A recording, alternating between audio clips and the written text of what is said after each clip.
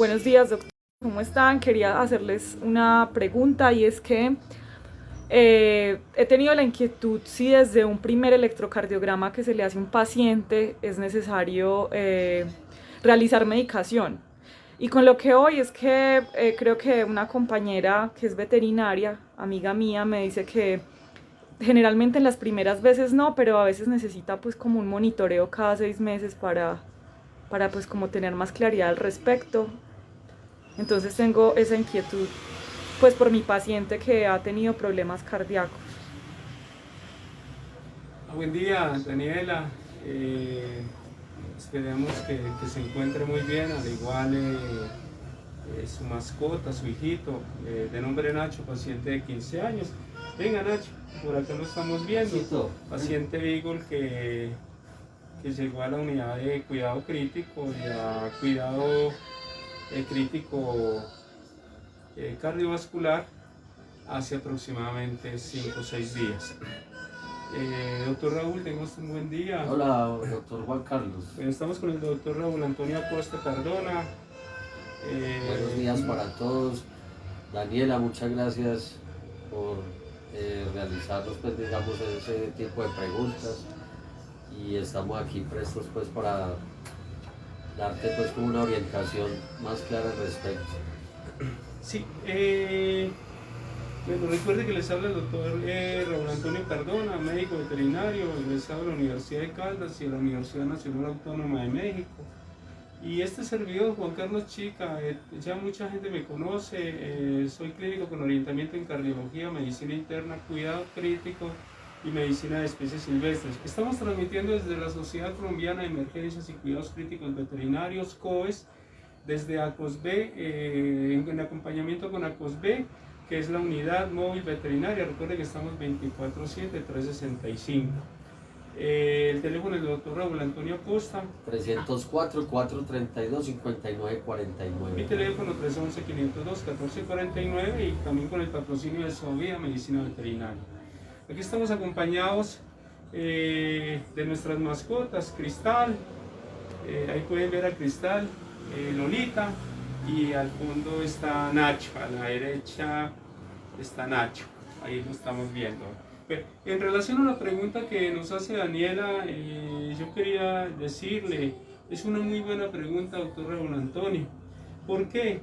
Porque todo paciente el cual llega a consulta por una sospecha cardíaca debe realizársele exámenes, los exámenes básicos y realizársele un electrocardiograma, un ecocardiograma y los exámenes que sean necesarios, ¿sí? A veces el clínico depende del clínico, ¿no? A veces el clínico, digamos un clínico que tenga orientamiento, tenga especialización en cardiología, por ejemplo, puede entrar a decidirse a partir de ese primer momento medica a ese paciente o no. En este caso, como Nacho, por ejemplo, un paciente que tiene una falla renal, doctor, que se le hizo el examen y presenta unas arritmias y todo eso, que presenta una citis, podríamos sospechar un ducto arterioso persistente reverso o una hipertensión de tipo reversa en donde se está llenando, digamos, el abdomen de líquidos, en donde se le hacen unos exámenes y aparece un síndrome nefrótico, por ejemplo, y en donde hay que entrar a cuidar ese riñón, doctor. Pues a mí me parece que un clínico con ese orientamiento, con esa capacidad, pues puede comenzar a medicar a un paciente, doctor. Dependiendo del grado de emergencia por el que venga el paciente, porque si él es un paciente pues, con un problema, ¿cierto?, grave, en el cual hay que entrar a corregir inmediatamente, ¿sí?, por una taquicardia ya bastante severa que sobrepase los límites, ¿cierto?, que ya corra riesgo de la vida del paciente, pues toca entrar a revertir todo ese proceso ahí, ¿cierto?, fisiológico, en el cual pues está en riesgo la vida del paciente. Sí, doctor, sí, ¿algo más, doctor? Pues doctor, pues yo pienso que, pues le digo, todo depende en cierta medida de la experiencia de la persona que esté en la clínica y con sus conocimientos en cardiología, que es muy importante porque muchas veces en muchas clínicas se puede llegar un paciente con problemas cardíacos y ponen un analgésico antiinflamatorio y creen que con eso, porque no tienen la verdad la manera exacta de evaluar. Sí, yo pienso que primero que todo hay que entrar a evaluar la onda, ¿cierto? Todos los URS, complejos, todos los complejos. Y ahí nos daremos cuenta qué tan afectada estaba o no la vida del paciente. Hace ya unos sea 25 años aproximadamente, unos 25 años que comencé a interesarme por la cardiología. De hecho, hice cardiología pediátrica en niños durante 5 años, y roté por 11 hospitales de la zona, doctor, desde acá hasta el Tomás Uribe de Tuluá. Y pues he tenido la oportunidad de hacer cardiología. Soy cardiólogo de la Universidad de Murcia en insuficiencia cardíaca y cardiología crítica. Soy egresado de la Universidad de Caldas también y he hecho algunos estudios. Doctor, sí, lo que usted dice es cierto, porque si a usted un paciente le llega, por ejemplo, haciendo una fibrilación ventricular o le llega haciendo una taquicardia ventricular, pues usted ese paciente, doctor, si tiene la opción en el momento, doctor, defibrílelo. Hay que desfibrilarlo, doctor, y hay que tener el consultorio adecuado para ello, porque si yo hago cardiología y no tengo un desfibrilador, pues ya cometió el primer error, doctor. ¿Sí? Como el médico que se dedica a urgencias, si no tiene un oxígeno, ya cometió el primer error. Entonces, siempre tratar de ser muy idóneos y de que la gente nos busque, pero que podamos prestar el servicio que nosotros estamos dándole a entender a la gente de lo que nosotros somos y lo que podemos hacer, porque yo no puedo vender un servicio y una imagen y no hacer las cosas como son, ¿cierto? Entonces, si el paciente hay que desfibrilarlo y tengo la capacidad de desfibrilarlo, doctor, y a lo mejor mi desfibrilador, doctor, no tiene sincronizador, pues yo debo desfibrilarlo, doctor, sí, debo desfibrilarlo porque estamos ante un ritmo de paro, que es una fibrilación ventricular o una taquicardia ventricular. Entonces, y los otros dos ritmos de paro que no son desfibrilables son actividad eléctrica sin pulso y una sistolia, ¿cierto? Esos ya son de RCP y de colocar adrenalina, atropina y esta cantidad de drogas, ¿cierto? Entonces, en un vasopresor. Entonces, esto, doctor, claro, pero si yo tengo la oportunidad, doctor, y el paciente me da la espera, pues yo le comienzo a hacer una serie de exámenes por cardiología y ya lo puedo cardiovertir, doctor Ramón, sí, doctor Raúl. ahí cambia la N por la O. Y ya lo puedo cardiovertir, ¿no? ¿Por qué? Porque el paciente me da para que yo lo pueda hacer cardioversión. Tengo un cardiovertor que tiene, por ejemplo, sincronizador, sincronizo para que el sincronizador me dispare la chispa, doctor, sobre el paciente. Cuando le coloco las paletas me la dispara en el momento exacto, que es más o menos 0.12 segundos después de la onda R, o sea, en el complejo QRS. Porque si no hago yo eso, doctor, el paciente lo puedo cardiovertir o cardiovertir en la onda T y puedo producir una arritmia mucho más grave como una fibrilación y el paciente puede fallecer. Entonces, eso en cuanto a la respuesta. Y lo otro es cardiovertir medicamentoso. Cuando hacemos cardioversiones medicamentosas, pues podemos colocar inclusive antiarrítmicos, doctor. Los antiarrítmicos son los grandes engañadores o los grandes mentirosos del corazón. ¿Por qué? ¿Por qué? Porque engañan el corazón, entonces lo relajan en diástole, lo oxigenan, como los efectos lucinotrópicos, por ejemplo, del timovendan, ¿sí? O lo relajan en diástole, lo oxigenan, disminuyen la precarga, disminuyen la poscarga cardíaca, por ejemplo. Entonces mediante antihipertensivos y mediante diuréticos, entonces baja el ritmo cardíaco y mejora notablemente. En cuanto a la pregunta que nos dice Daniela, ¿sí? El electrocardiograma, doctor Raúl Antonio, es la vida del corazón en un minuto. ¿Sí? Entonces sí, es cierto, y es una inquietud, y por eso le dije, Daniela, qué buena pregunta, ¿sí? ¿Por qué? Porque las clínicas del mundo y los hospitales del mundo deben de dejar de diagnosticar trazados, doctor, a no ser que su experiencia y su pericia, doctor, se lo amerite, ¿sí? porque ya el paciente está en compromiso de la vida, Pero doctor. aquí de pronto la pregunta de Daniela fue muy enfocada al caso de Nacho. Exacto. Entonces, pues en el caso de Nacho fue algo también muy puntual. Sí, ¿cierto? mostramos a Nacho. Entonces sí, claro, como Nacho llegó con un problema ya, compromiso cardiovascular, con un diagnóstico de insuficiencia cardíaca izquierda y derecha, para que la gente nos entienda, ¿cierto? Insuficiencia mitral, que es muy común, digamos, en los perros. Y Nacho, de todas maneras, en cierta forma pertenece diría yo, al tipo de los morosos, y que hacen cardiomiopatías dilatadas con mucha frecuencia, ¿sí? En este caso es una cardiomiopatia dilatada en la aurícula derecha. Recordemos que los perros de raza Beagle tienen sus antecedentes de manera hereditaria para algunos problemas cardíacos, entonces eso no lo podemos evitar, pero nos llegó y bueno, creo que se le dio el manejo correcto a Nacho en su momento, porque lo vimos bastante crítico y hoy ya lo vemos de una manera pues, mucho más tranquila, normal, ¿cierto? Fisiológicamente muy regulado. Ahí estamos viendo a Nacho, al lado está Lolita. Lolita es una terrier alemán, y Cristal, la gatica que dejaron, que la encontré en los árboles de la casa el 1 de diciembre, totalmente explotado el ojo derecho. Se le hizo tratamiento con mucinomiméticos y pues se ha recuperado mucho, y A las largo drogas, plazo, ¿no? y las drogas para los ojos. Sí. Sí, lo que dice Daniela es muy importante. Como hay que dejar de diagnosticar trazados, a no ser que usted tenga la experiencia y la pericia, doctor, porque usted tiene que sacar ese paciente ya, paciente que le está llegando con una urgencia o una emergencia. Miramos la diferencia entre urgencias, el paciente que está haciendo un compromiso vital, pero no es tan grave como una emergencia, exacto, en la emergencia sí.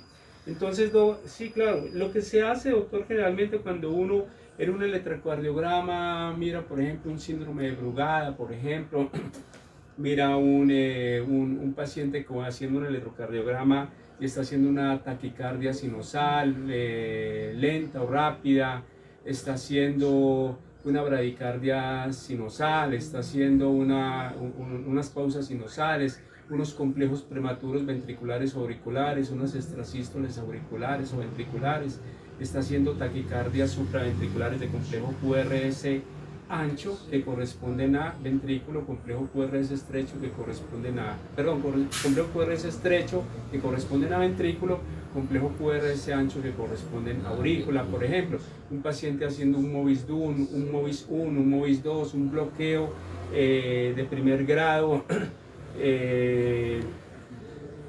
un bloqueo de segundo grado, por ejemplo, un bloqueo completo en donde desaparecen, por ejemplo, los complejos QRS. Esto y muchas cosas, doctor Raúl. Entonces, cuando encontramos un paciente con alguno de estos problemas, pues lo que debemos de hacer es digamos, un afinamiento cardíaco, un monitoreo cardíaco, y colocarle a ese paciente un holter para mirar realmente la vida del corazón en 24 horas o en 48 horas, un seguimiento. Se le coloca el holter al paciente, se le pega el pecho, se manda para la casa, o se hospitaliza y se deja con el holter en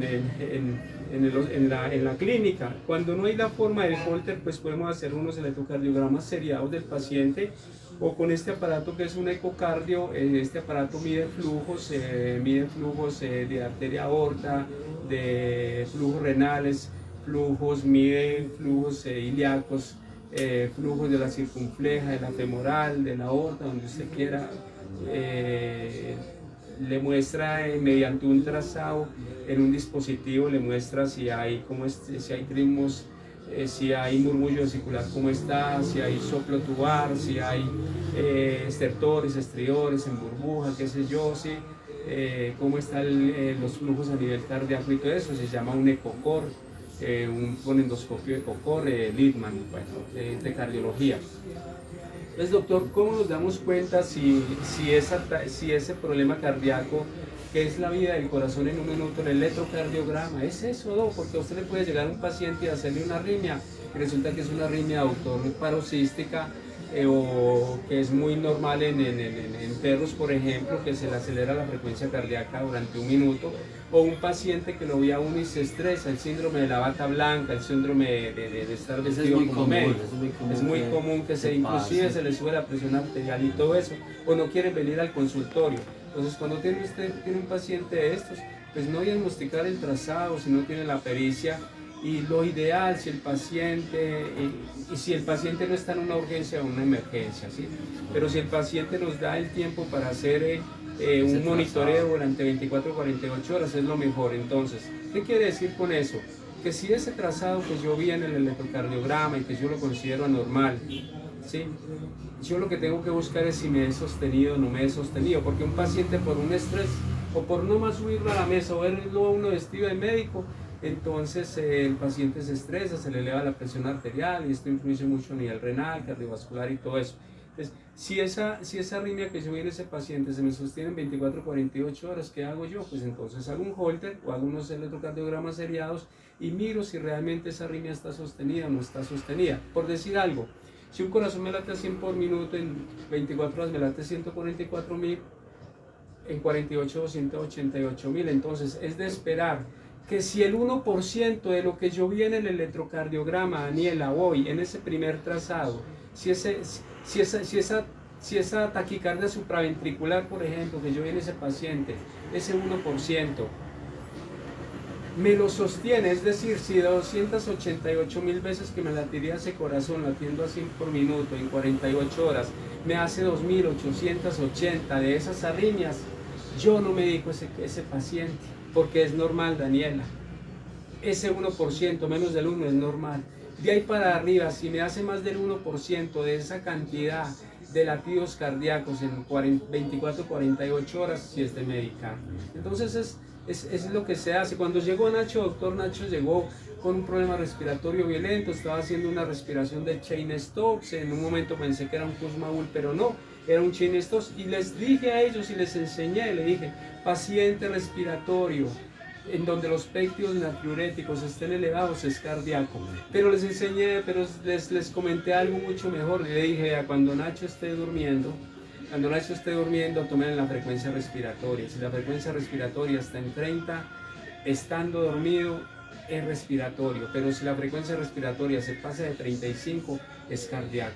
Y así se hace con los gatos, teniendo en cuenta la frecuencia respiratoria en gatos, que es mucho menor, creo que es de 12 a 20. Entonces, en cuanto a eso, Nacho, pues la evolución de él, la verdad que viene muy bien.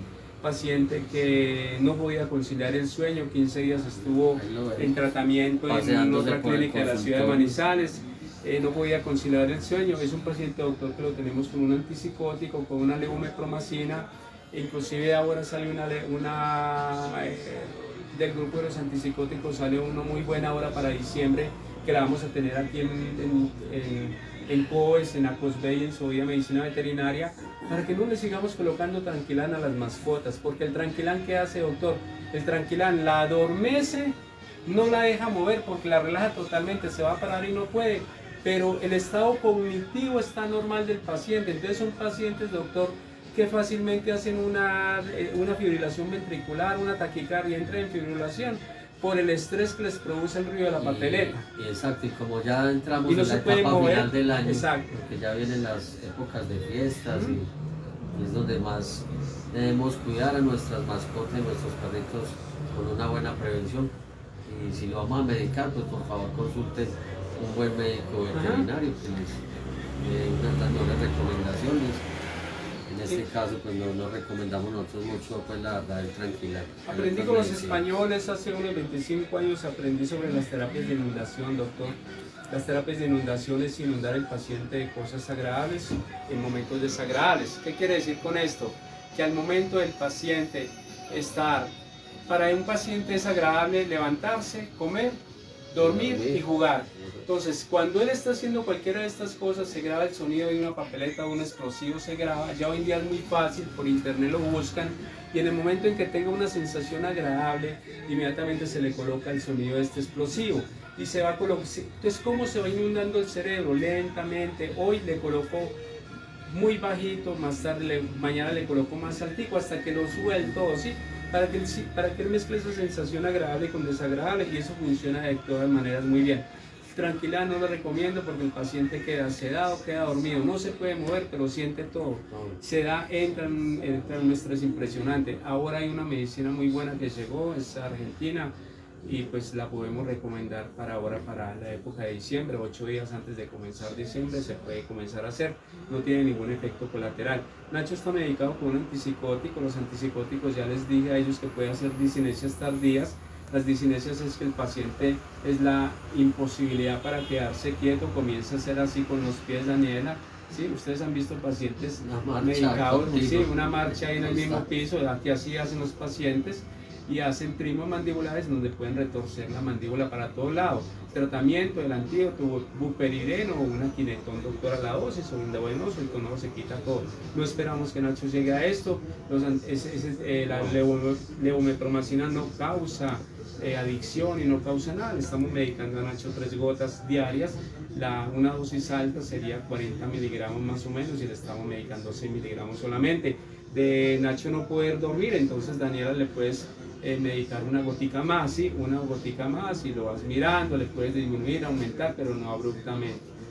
Entonces vemos que Nacho, la evolución de Nacho ha sido espectacular, satisfactoria. El paciente lo tenemos tratado desde la parte renal, hepática, metabólica, desde la parte cardiovascular. Pues sí hemos sospechado que tenga una erlichosis por un plaquetograma tan bajo en 205, pero nos apareció negativo la erlicha, doctor. Aunque, doctor, yo le insisto también que no necesariamente porque nos hubiera salido negativo esa prueba no significa que no pueda tener una carga parasitaria. Porque no hay anticuerpos, doctor. Sí. No hay, Daniela, no hay anticuerpos para la enfermedad. Pero igual hay que estarlo monitoreando y volver a chequearlo en unos días. Es como un paciente con erlicha, doctor, puede aparecer positivo al mes, aún después del tratamiento, a los 2 meses. ¿Por qué? Porque los anticuerpos no funcionan así tan rápido y no desaparecen tan rápido, y queda una información ahí. Usted ve que el paciente aún tiene la erlicha, por ejemplo, entonces cuando hay sospecha de esto, se esperan 2 mesecitos o 3, se le hace de nuevo la prueba de erlicha, o se hace un PCR. Daniela, ¿alguna otra pregunta? No, doctor, muchísimas gracias, porque estamos muy agradecidos con todo el proceso que ha tenido el perro esta semana. Pensamos que lo íbamos a perder, y haberlo traído acá es como aferrarlo mucho más a la vida. Así ya con 15 años, hoy justo está cumpliendo 15 años, y estamos súper felices de todo el tratamiento que se le ha dado acá, que ha sido excelente. Muchísimas gracias por salvarle la vida al perro. ¿Recomendarías a Sofía? Claro que sí, lo voy a recomendar claro que sí, con mi familia, con mis amigos, con las personas allegadas que tienen mascotas, seguro que sí. Muchísimas gracias a ustedes por esa gran labor. Bueno, doctor Raúl, muchas gracias. Recuerden que somos médicos veterinarios, nos preparamos para salvar vidas, camino a la excelencia.